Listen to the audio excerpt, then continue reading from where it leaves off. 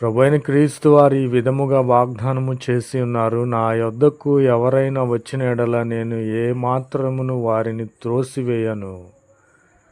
నా ఇష్టమును నెరవేర్చుటకు నేను రాలేదు కానీ నన్ను పంపినటువంటి నా తండ్రి చిత్తమును నెరవేర్చుటకు పరలోకము నుండి దిగి వచ్చితినని ప్రభువైన క్రీస్తు వారు సెలవిచ్చుచున్నారు.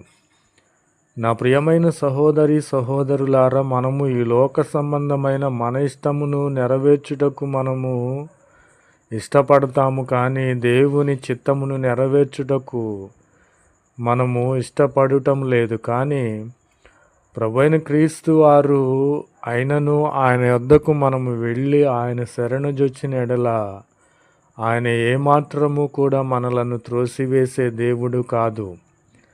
కాబట్టి మనము దేవుని చిత్తమును నెరవేర్చిన యెడల